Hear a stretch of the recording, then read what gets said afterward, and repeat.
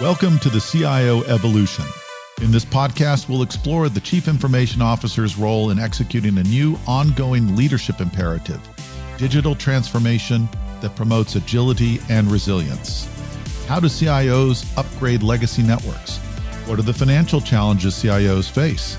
And what are the security measures that are required in the new work from anywhere, mobile and cloud-based world? Welcome to another episode of the CIO Evolution. I'm your host, Chris Jablonski, Director of CXO Revolutionaries and Community. Despite all the hype, the world of generative AI is only getting more interesting. Apple is eyeing its first AI acquisition to help it apply models to publicly sourced video data without breaching privacy law, while an Italian data protection authority has deemed OpenAI's ChatGPT to be in breach of data protection rules. And these are just a few of the many AI headlines this week. Over on the enterprise side, CIOs continue to struggle to balance the risks of using AI against those of not using it. Recently, two of the industry's leading voices in cybersecurity and digital transformation shared their insights for securely enabling artificial intelligence. Shamim Mohammad, Executive Vice President, CIO, and CTO at CarMax, joined Greg Simpson, a Zscaler advisor and former CTO of Synchrony Financial, for a virtual panel hosted by Kavitha Mariappan, Executive Vice President of Customer Experience and Transformation at Zscaler.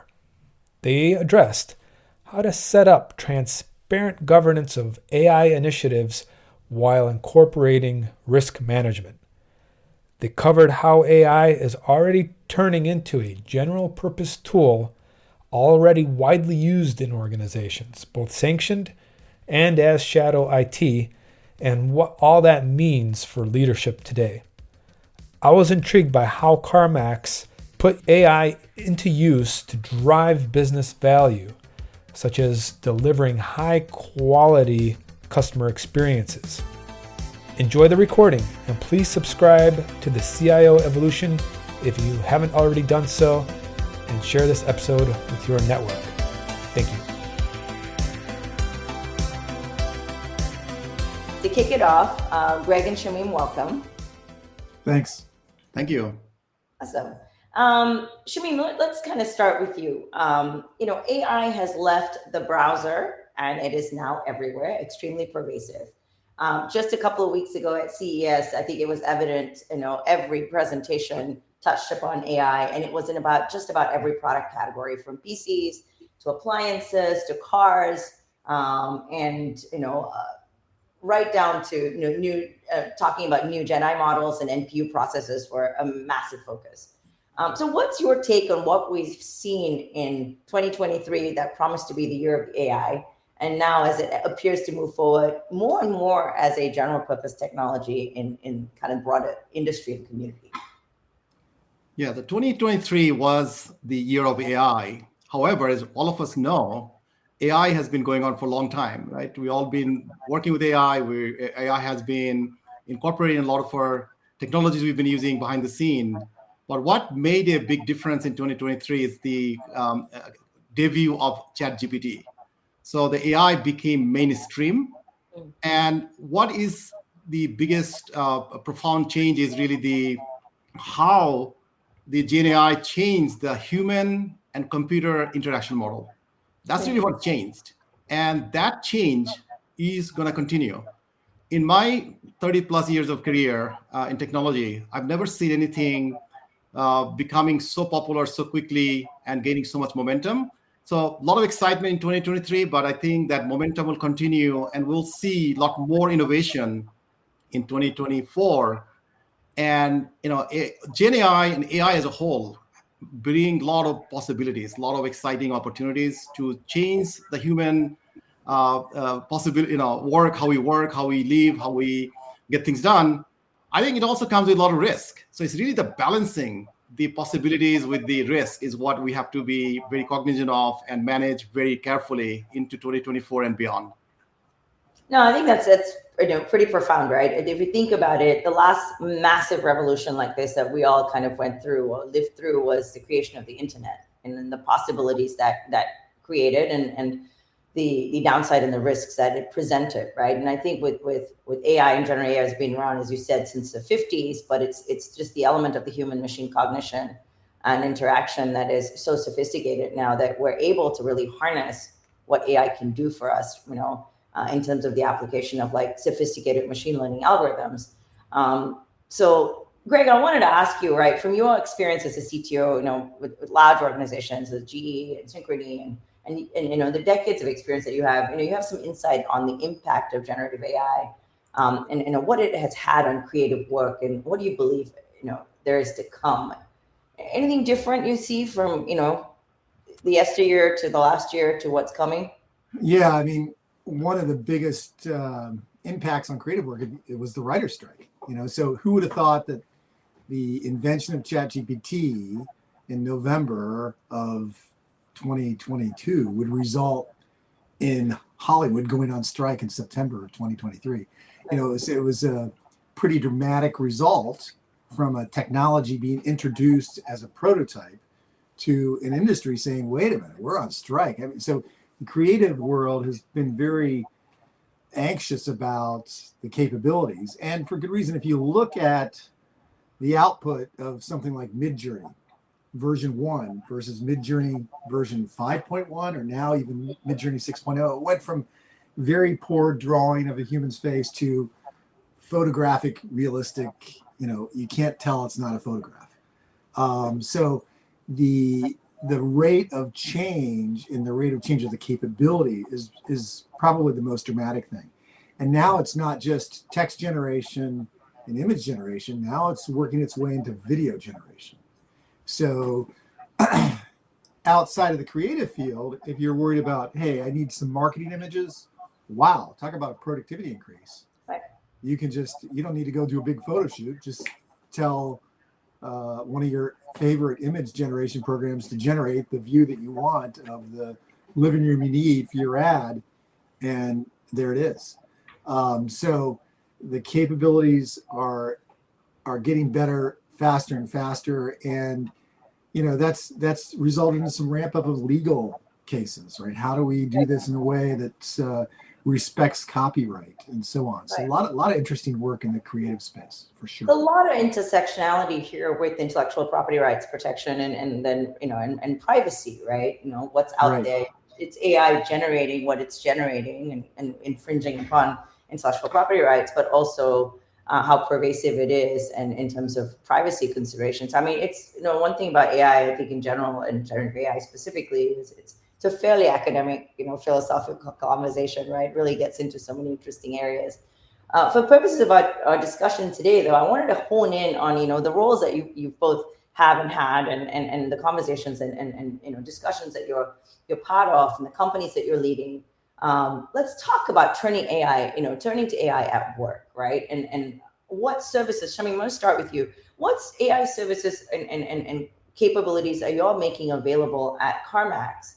And then, what guidelines and guardrails are we setting, are you setting up as an organization in terms of use and abuse, right? As we think about it, and kind of reducing the risk from shadow AI, or just, really inadvertent usage that is meant with good faith that could present risk to the organization. Yeah, Kavitha, I think a comment Greg made, kind of interesting. The ChatGPT end of 2022 is when sort of got the attention, and it skyrocketed from there. But at CarMax, actually, we've been using OpenAI and ChatGPT probably at least a year before that. So our teams actually have been experimenting and testing and finding ways to leverage whatever technology is out there to drive great experience. So we're actually an early adopter as it relates to GenAI, and probably one of the best early use cases, business use case of using GenAI for driving true business experience. So that's something I think our team, I'm very proud of that work they did. But it's not just an anomaly, right? What happens is, as an organization at CarMax, we've been very laser focused on customer experience. we believe that everything revolves around the experience, whether it's for the customers or even for the associates. So our technology decisions we make and how our teams work really are focusing on driving that experience. Now, the GenAI happens to be one of the technology that's allowing us to really create differentiated, highly advanced, competitive experience, and we're leveraging that. Now, in terms of risk, definitely it comes with risk. And what we've done is we had a pretty good, robust foundation around data governance, data privacy, education, quality, all those things. So we basically built upon that experience and capability, and we put a very strong AI governance. And part of the AI governance is not necessarily shut down anybody using GenAI, but more around, hey, we want to use GenAI to drive business outcome, but let us help you. Let us educate ourselves. Let's make sure we know what are the pitfalls, what are the opportunities, and stay current. So this governance model really helped us, or is helping us, to ensure that we take advantage and we leverage the power of GenAI or AI evolution while minimizing our risk of all the downside. So the AI governance model is very cross-functional. It's very hierarchical. We have, starting with me, it's a senior level engagement. We have cross-functional team at different levels. We have actually a group within the governance model.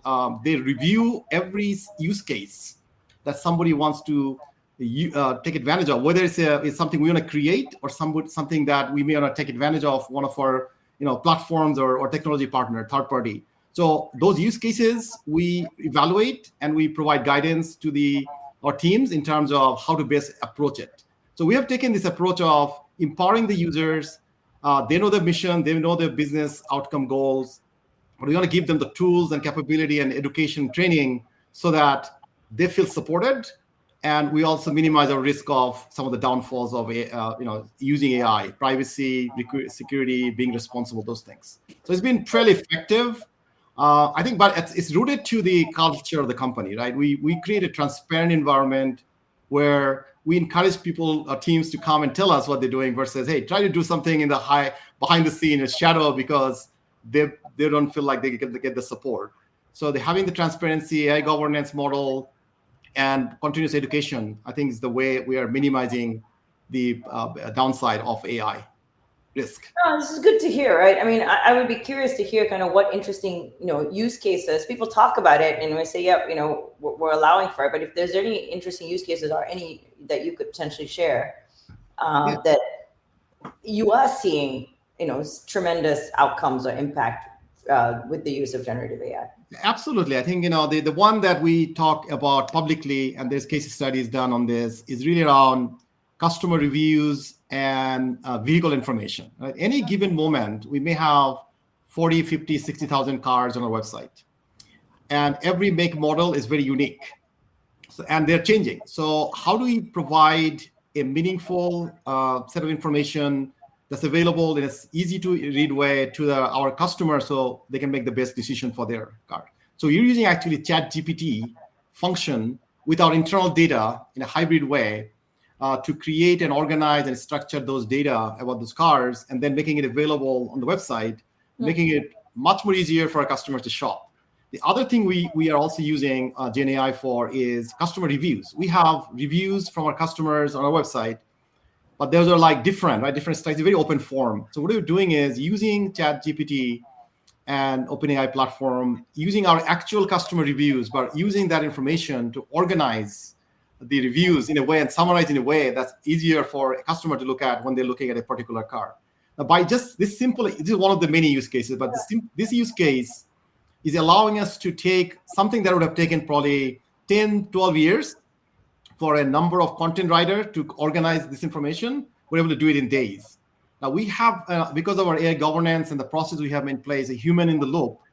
This information is not just getting published automatically. We actually are incorporating some of our responsible AI and guidance and core principles of safe use of AI, so that this information we can stand behind it. It meets our standard, and it keeps us, make sure we're at the forefront in terms of using responsible AI, although we're using AI to generate all this content.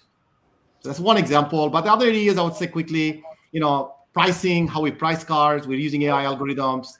Where digital merchandising, how the cards are organized and pictures taken, those kind of things. We're using a lot of great algorithm, machine learning technologies to optimize all of those processes within the company. And that's helping our internal associates. The last use cases around code generation. A lot of my engineers are actually experimenting and using GenAI capability to generate codes. And that's a huge, I'm excited about that because as you know, there's a scarcity of software engineers everywhere. So if you can free up some time and 10, 20, 30% of the time and generating code through GenAI capability, they can actually use the time to do other things and grow more, cool things that they can deliver. So most of us know, like with massive data sets, ETL is where you spend most of your time, right? And so if you're freeing up your data engineers to be able to actually work on more productive, impactful things, then that's awesome. I mean, and Greg, I wanted to, this is great, Shamim. Thank you for sharing those use cases because I think it kind of just, sets the context for what we're really talking about. Greg, picking up from where Shamim left off in terms of like the broad swath of use cases, right? They're from multimodal, multimedia, different types of use cases. We all know turning a lot of this data into, a uniform input, right? So that, you can perform the ETL that you need to perform. And for the right questions to be asked, for these algorithms to do the work that they need to do is fairly tedious and time consuming, and not done right, not training the model right, it's going to result in a ton of false positives, right? So any guidance from you, your thoughts around kind of, we know it's an essential steps, but like as an executive, as a CIO, as a CISO, as a CTO, what should CXOs be thinking about and to help frame kind of the cost benefit analysis around some of these new sanctioned AI projects? Because if you're not sanctioning it, it's happening. So yeah, there's an old saying, if you're not early, you're late. This is the kind of technology where it's really hard to be right on time and say, well, should I jump in now? Or if you don't jump in now, you're gonna be late. This technology is going at such a fast pace. You can use it today, and as Shamim said, with a human in the loop, there are real use cases that are valuable impacts right now. Software generation is a great example. People are seeing 50% improvement in productivity for software developers that use GenAI versus don't use GenAI. These tools are already out there and available. Copilot from Microsoft, for example, for code generation is a great platform for developers. There's a lot of tools that work right now. In terms of the data, the good news is it doesn't have to be that hard. The AI can learn from unstructured data. The key is for people to get a handle around their data and know what data they have in their business and in their industry that's valuable to them so they can use it. Even before GenAI, getting a hold of all your data and using it for machine learning was a very valuable use case for AI. So, and in many cases, the machine learning didn't need highly structured data. It can work across unstructured data sets. But the key was to get your arms around all that data and make all that data available. So at Synchrony, for example, we built a data lake a number of years ago. And that data lake was really foundational to our ability to launch our initial AI efforts, because our AI efforts, the data is like the food that you feed it with. And that's true with generative AI as well. And the good news is for generative AI, there are tools right now that you can say, here's a URL, please go pull all the information for that URL and make it something that I can train my model on automatically. Say, here's the URL. So for example, if you've got a bunch of benefits administrators that answer questions on your benefits, and you've got all that documented on a website, you could say, well, here's the website. Now, instead of 3 benefits administrators answering these questions, I'm going to have 1 human in the loop. And guess what? This chatbots can answer these questions. And a lot of the work that's being done right now, they're actually seeing more empathy from the chatbots than they are from the humans, because the humans are often, if you think about the medical profession, the doctor's got 5 minutes to see you. He's got to get in and get out, get the data, move on. Chatbot's got all day. It can talk to you and take questions and listen to your concerns and gather a lot of that data and provide feedback. And then the doctor can use all that summarized data that was collected to then be able to walk in with the information they need and make the diagnosis. So again, the human's in the loop, you want the doctor involved in the diagnosis, but the chatbot could be the bedside manner that you want to help get the information necessary to provide the physician the data they need to move forward. You know, one of the comments in the chat was, wow, maybe we'll have generative AI that can listen into these calls. And in fact, that exists today, right? So you can already listen into your meetings and summarize them when they're done. And so those minutes can get published. And, you know, one of the big things I pushed at Synchrony was smaller meetings. Only have the people in the meeting that really need to be there. There's a lot of people that want to come to the meeting just because they want to hear what's going on. Well, if you've got a tool that's listening and summarizing and publishing the 3 big bullets and actions that came out of the meeting, those other 6 people that came to just listen can read those 6 bullets in about 30 seconds and free up an hour from their calendar. So these tools are already out there. They're being used. If you're not using them and finding ways to use them in your business, you're already falling behind. So I just encourage you to get started. Awesome. No, this is good. Let me shift. So with all the good stuff that's happening, and Shamim, has both of you have shared a broad range of use cases and policies, programs, initiatives that you're putting in, you've put in place, you've seen people put in place. That naturally changes the dynamic of the organization and the structure of how we're managing IT and security policies, right? How we're creating new policies and enforcing new policies. I wanted to, Shamim, kind of, ask you this question around, have you seen kind of the dynamic or the roles or the responsibilities of the budget even shifting between, IT and security in terms of how you're going to manage some of these ongoing, and emerging sort of cybersecurity strategy, right? That's one.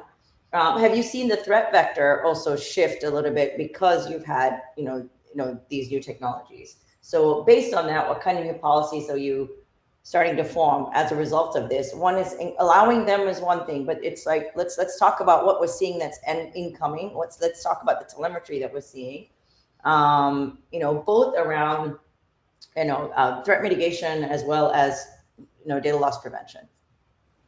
Yeah, I think in the in terms of the just the protecting the data and cybersecurity, all this thing, I think it's an evolution, right? It's really evolving, and this AI concept or conversation is not really I think at the rudimentary level, it's not a technology issue. It's a technology enabler and causing this, it's instigating it, but ultimately it's a business strategy, business conversation. And so this has to be at the visibility from the top level all the way across the organization. So that's really the approach we have taken. The cybersecurity and policy and technology stuff, I think the main thing we're looking at is it's really evolution of a lot of things we had in place already. We know that the threat vectors are increasing. I mean, that even before AI, but AI is really creating those threats exponentially more. And so what's really important is making sure that the policy and private governance we had in place around cybersecurity management and data governance, all those things, evolving it and tailoring it to incorporate some of the newer challenges that come with GenAI and AI. And again, a very cross-functional way to look at this. I think one of the important thing we're seeing is the cybersecurity awareness and training. That has always been important, but in that training, we need to incorporate what are the additional risks that are coming in this new AI age. And then from the partner ecosystem, this is where not a single organization can manage all the emerging threats from that's coming from AI and GenAI, because obviously it's exponential growth there. This is where a partner like Zscaler, right, that's innovating and has a global footprint, understanding where all the threats are coming from, and being able to leverage a partner like that is really absolutely critical. A lot more critical now than probably it was even a couple of years ago, because it's around DLP, right? It's around information risk. It's about protecting and making sure that you're training your users so they know what to do and not to do. But people make mistakes without knowing. So being able to monitor and prevent or remind them. I think one of the capability in Zscaler is the inline reminder, right? So when, for example, at CarMax, when somebody uses our device to go to a website, let's say ChatGPT, there's a screen that pops up. It gives them like 3-4 line reminder of what to do or not to do.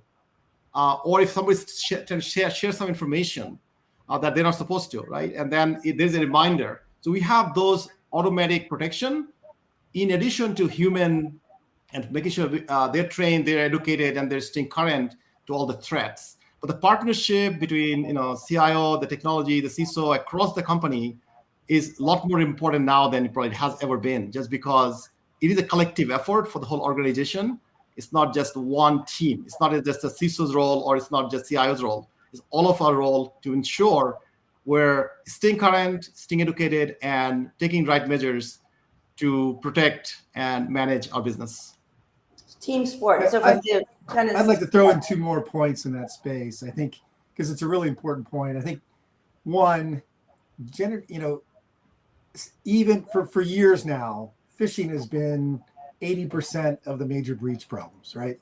Mm-hmm. And the reality is generative AI is going to make phishing better, right? So it's, you're not going to be able to look for all the little spelling errors. The words are going to be actually well written, and it's going to sound really important. So I think things like phishing, we have to train our users to resist the phish, resist the click on those links that they're not aware of. So that's a good example where it's the same threat, but it's improving through generative AI. The place where it's getting maybe even more difficult are things like signatures, right? So if you can generate malware, now I can say, well, let's generate 1,000 different variations of this malware so that it's not picked up with that signature. Now I need 1,000 signatures to find all the different variations of this malware. So that's an area where it's compounding, in terms of the number of threats out there. So there's some real threats with generative AI, but often, it's the same sort of protections that we need, like phishing education. So just a couple quick points on that space I wanted to throw in. No, I think you went exactly where I was going to go in terms of like signatures and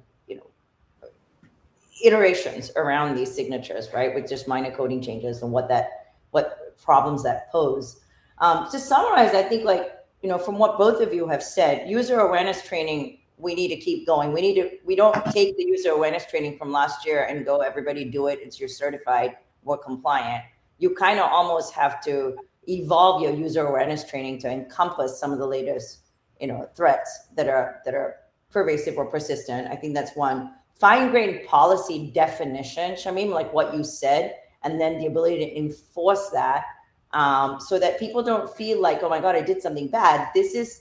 If I'm seeing things, I need to be educated, and you need to create that closed feedback loop where they're part of kind of your part of keeping the organization safe, right? I think this is, often I think a lot of our user awareness training comes from up above. It's cookie cutter, you do it, you get your certification, you get access to the systems. I think we really need to start thinking about that. Like you said, Greg, the landscape is shifting really quickly, and we don't even know after I get certified and I've got 12 months of user awareness training that allows me to get access to the systems, what new threat vectors are going to be present in 3 or 6 months.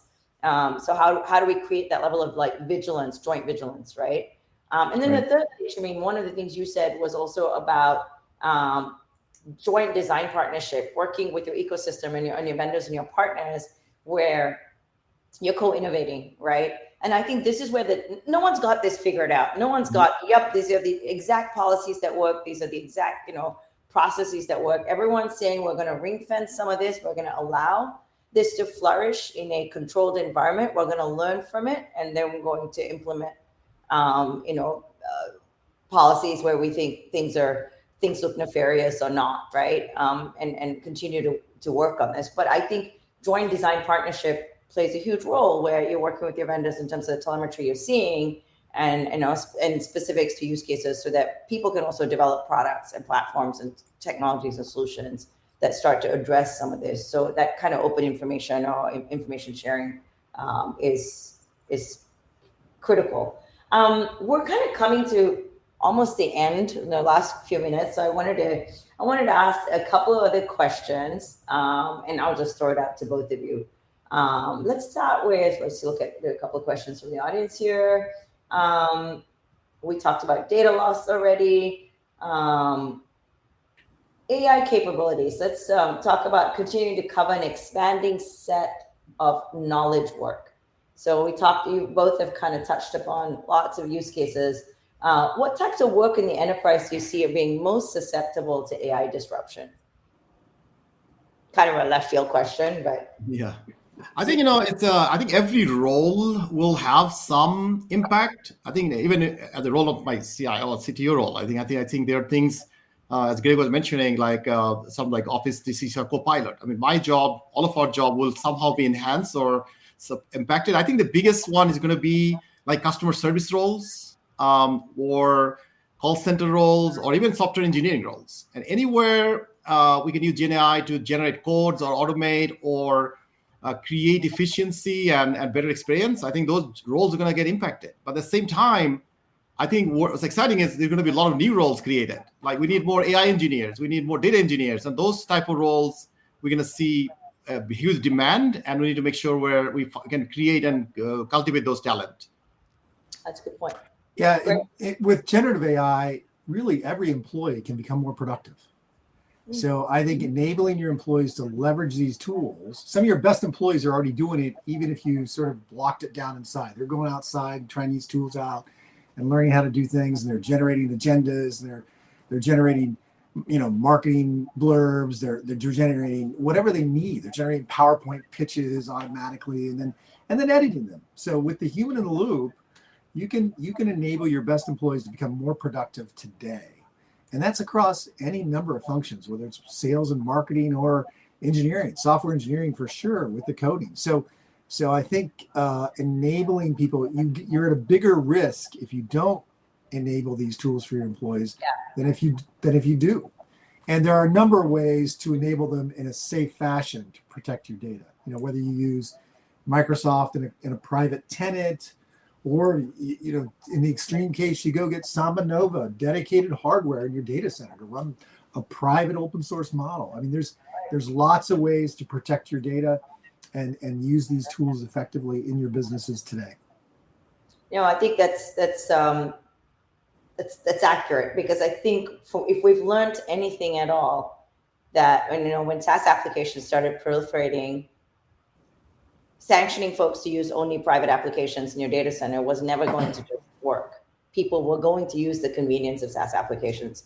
Shadow IT was and did happen, right? So I think we've learned anything from that. We learned that this is a good thing, and with good comes the other risks. And this is going to push us. I mean, I'd love to be able to sit here 12 months from now and see what has transpired, right? And what we've all learned and collectively seen. This. Yeah, I'm a lot older than you. I remember, when VisiCalc was introduced, when I was a co-op student at a manufacturing plant, and they were taking data in big paper ledgers. And I came in as a co-op student and said, well, there's, this computer over in the corner that nobody uses. It's got VisiCalc. I could do this, and suddenly I walk into the manufacturing weekly meeting with reports and graphs of all this data. And they were just like, there's a wizard from the future here. I think generative AI is the same thing. The wizard from the future is here. The people that use it are going to get some incredibly productive things done that people are going to be surprised at.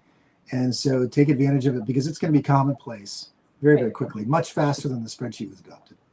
No, totally. And I think demystifying, this threat around the fact that AI is going to take away jobs. Innovation is going to continue to make us more productive, right? And I think that's part of the growth of us as a community and an industry, to embrace that. Like what Shamim said is, yes, some highly laborious roles may go away because of automation, high levels of automation, but that just means it creates and presents the opportunity for us to retrain and become productive knowledge workers, right? Rather than doing manual work that could have really been done through AI, this speed ups that AI and a lot of the processing technologies out there enable today. So based on that, gentlemen, I want to thank you for joining us today and taking time out of your busy schedules. Hopefully our audience found this to be as interesting and inspiring as we did. I certainly did. And Given that we've observed, since the launch of OpenAI's ChatGPT last year, generative AI and large language models definitely look poised to make, every employee and enterprise, whether, or organization, whether it's in the private public sector, more productive in some way or another. But I think it's understated. We need to obviously keep our eyes out for the risks that are going to be associated with it and plan for how we're going to mitigate these risks, often hopefully before we're presented with these risks. But I think we're getting, today, if anything, presented us with an opportunity to look at what the possibilities are with the use cases and opportunities that we all have, in the space that we all work in. How fantastic is that we get to go do this for a living every day, right? And create technology. So with that, to all of you who have joined us, thank you so much for spending time with us. And until we see you next month or in a couple of weeks for our next Executive Connect Live, you take care and stay safe, everyone. Great. Thanks. Thanks for listening to the CIO Evolution. Check back with your podcast provider regularly for more episodes. You can find more episodes along with other podcasts on the CXO Revolutionaries website at revolutionaries.zscaler.com. Statements by Zscaler podcasters and guests are informational only and should never be construed as legal advice. You should consult your legal advisor on matters related to you or your business. Zscaler makes no warranties, express, implied, or statutory as to the content of this podcast, and it is provided as is. Content on this podcast may contain forward-looking statements that are current as of the date of the recording and subject to change. These statements are subject to the safe harbor provisions created by the Private Securities Litigation Reform Act of 1995. Full legal disclaimers are available at revolutionaries.zscaler.com. Copyright 2021.